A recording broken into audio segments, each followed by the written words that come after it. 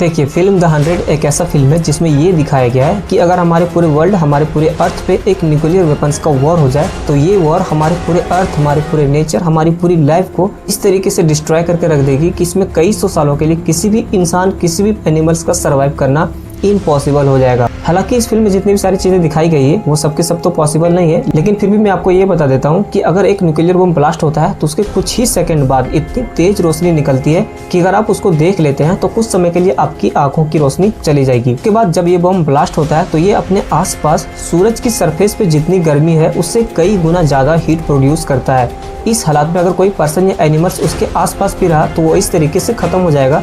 जैसे कि कोई चीज भाप बन के उड़ गई हो। उसके बाद ये बम अपने 1 से 2 किलोमीटर के रेंज में इतनी खतरनाक शॉक वेव प्रोड्यूस करता है कि ये शॉक वेव किसी भी बिल्डिंग या किसी भी पेड़ पौधे को एक झटके में गिरा सकती है। देखिए, अभी तक जितनी भी सारी बातें मैं आपको बताया ये तो सिर्फ बम ब्लास्टिंग के तुरंत बाद आपको देखने को मिलेगा, लेकिन इसका जो असली कहर है वो उसके दूसरे दिन से देखने को मिलता है। जैसा कि आप सभी को पता होगा कि जब एक न्यूक्लियर बम ब्लास्ट होता है तो ये अपने आस पास काफी ज्यादा मात्रा में रेडिएशन को प्रोड्यूस करता है और ये रेडिएशन वहाँ पे मौजूद हवा और डस्ट पार्टिकल में पूरी तरीके से मिल जाती है। उसके बाद ये हवा और डस्ट पार्टिकल जहाँ जहाँ जाती है, जिन जिन चीजों से टकराती है, उन सभी चीजों को रेडिएशन से प्रभावित कर देता है। उसके बाद कोई भी पर्सन या कोई भी एनिमल्स उन सभी चीजों को छूता है या खाता पीता है, किसी भी तरीके से उसके संपर्क में जाता है, वो रेडिएशन उसके शरीर में धीरे धीरे एंटर कर जाती है। उसके बाद उसका मरना तय हो जाता है, क्योंकि जब अमेरिका ने 9 अगस्त 1945 को जापान के नागासाकी के ऊपर एक न्यूक्लियर वेपन्स का इस्तेमाल किया था, इस बम की ब्लास्टिंग के दूसरे दिन रेडिएशन की वजह से सभी लोग मरने लगे, जैसे कि सभी लोगों के अंदर वोमिटिंग्स आना, उनके शरीर से खून बहना